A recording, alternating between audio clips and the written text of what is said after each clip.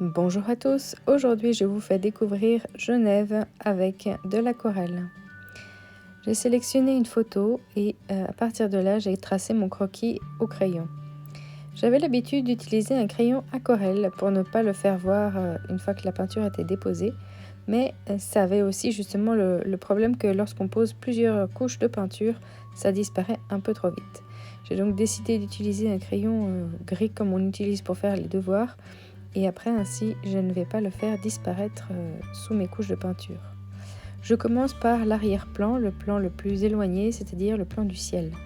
La peinture a tendance, l'aquarelle en tout cas, a tendance à s'effacer un petit peu, à devenir un petit peu moins vive une fois qu'elle a commencé à sécher. J'ai donc envie d'avoir un plan qui est sur l'arrière, plutôt clair par rapport à ce que j'aurai au premier plan. Et comme j'ai plusieurs couches à faire au premier plan, eh bien au moins je sais que je vais pouvoir raviver le plan du devant en y allant franchement une fois que mon ciel n'a plus à être retouché. Le ciel est donc assez foncé avec un indigo et c'est donc une espèce de saison hivernale comme on l'a maintenant, et ainsi on a une ambiance proche de la nuit. Les bâtiments sont donc en pierre et puis les différences de pierre ça apparaissent plutôt dans les bruns clairs, beige, voire même orangé par moments. Je prends des libertés au niveau des couleurs mais j'essaye quand même de rester proche. La cathédrale est plutôt dans un vert comme on connaît oxydé et j'ai décidé de la faire éclater dans un turquoise et je reprendrai plus tard les détails avec un crayon aquarelle quand même. Ici, je varie la taille du pinceau. Au début, c'était un gros pinceau pour humidifier ma feuille et permettre au pigment de voyager. Et je vais prendre petit à petit des pinceaux de plus en plus petits pour détailler mes étapes plus précisément. Je commence par ajouter de la peinture, mais la peinture du dessous n'est pas encore tout à fait sèche, ce qui permet d'avoir les pigments qui voyagent un tout petit peu, mais pas trop. Donc ça fera un petit peu des effets d'ombre si on veut imaginer. Comme ça, je n'aurai pas besoin de les faire apparaître trop souvent. Ici, j'ai donc un pinceau extrêmement fin, en taille 2 il me semble, ou 4 maximum. Et donc comme ça, je peux faire mes détails. Je vais plus tard choisir un pinceau plutôt à bout plat, histoire de faire les briques des différents bâtiments qui sont donc en briques. J'alterne les zones du dessin en rajoutant des détails, en alternant pour attendre aussi que certaines zones puissent sécher et que je puisse recommencer à faire des détails. J'ai donc une première couche avec des couleurs pour faire le fond et puis après je vais pouvoir foncer de plus en plus. Donc la technique à l'aquarelle, c'est vraiment de commencer assez clair pour qu'on puisse rajouter de plus en plus de couleurs et de pigments. J'essaye gentiment de retrouver les formes que j'avais dessinées au crayon en ajoutant mes couches de peinture. Et ici, j'essaye de jouer un petit peu à suivre ce que va me donner ce que j'observe sur ma photo. Donc jouer au jeu des différences pour essayer d'observer qu'est-ce que j'ai, qu'est-ce qui me manque, qu'est-ce que j'ai envie surtout et qu'est-ce que j'arriverai à faire apparaître. Donc je rajoute au fur et à mesure en fonction de ce que j'observe, d'un mélange que je trouve tiens celui-ci il irait bien à cet endroit-là, alors je passe à un autre endroit et puis comme ça je m'amuse à faire les différents effets, différentes teintes de ce brun orangé, beige, et j'essaye de faire ainsi apparaître les volumes en jouant sur les différentes couleurs. Donc mon pinceau est de plus en plus fin quand j'ai besoin de faire des détails et je prends des pinceaux un petit peu plus larges si je vois que j'ai des surfaces un petit peu plus larges à couvrir. J'essaye de donner des couleurs un peu plus peps, un peu plus chaudes lorsqu'on arrive vers des zones en lumière et puis ensuite je vais alterner entre aquarelle et crayon aquarelle. En effet, j'ai vu que mes briques dans les différents bâtiments, on voyait une espèce de, ciment, colle qui est utilisé pour coller les briques, qui apparaît clair.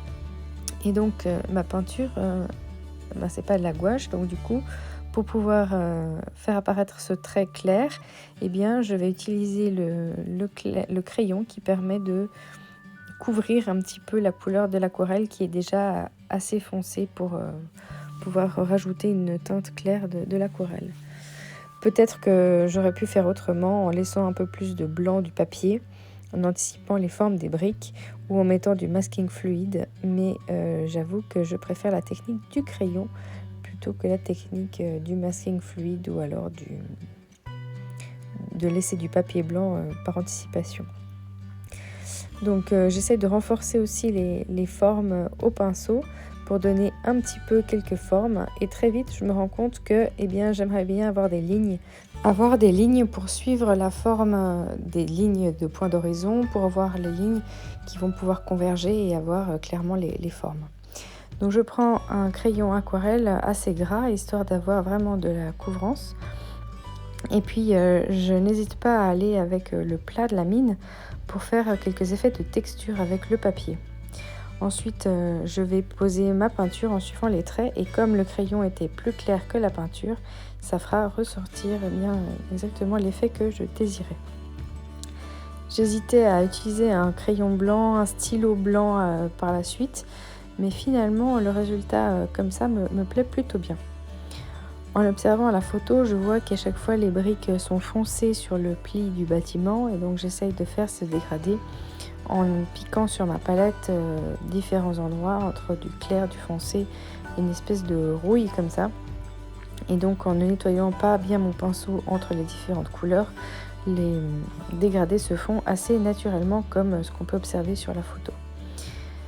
Comme la photo ne m'appartient pas, je ne vous la mettrai pas ici, mais voilà, j'ai donc une photo de référence que j'ai trouvée sur Instagram.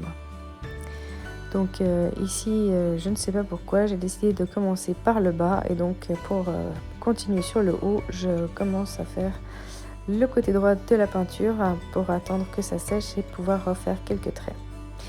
Les briques me semblent beaucoup plus petites et un petit peu plus lointaines, donc j'ai décidé de ne pas faire de traits pour ce côté-là et je prends simplement mon pinceau en étant le plus possible, régulier le plus possible.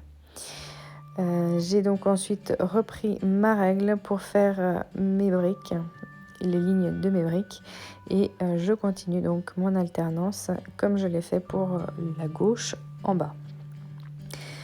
Et je vais essayer de retrouver un petit peu mes formes justement tracées au crayon, voir quelles sont les différentes couches et puis je retravaille un petit peu ici ce que j'avais l'impression d'avoir un petit peu mal fait à la peinture. Et donc je recommence mes petites briques en alternant. Et voilà, donc je vais continuer ainsi entre la gauche et la droite. Et après, quand tout sera fini, plus ou moins disons, je m'attaquerai à la cathédrale. La cathédrale, elle a un petit peu le même principe. Elle a donc aussi des formes qui apparaissent, la structure beaucoup plus claire. Et je m'amuserai aussi avec un crayon pour faire ressortir ces côtés un peu plus clairs.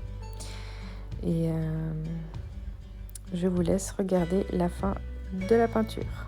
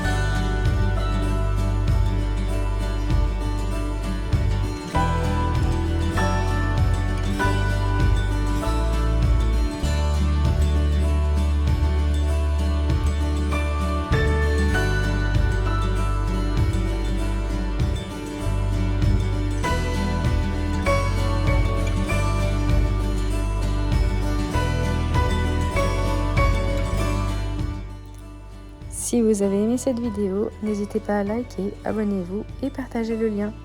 Retrouvez mes aquarelles sur jessicadaphné.ch.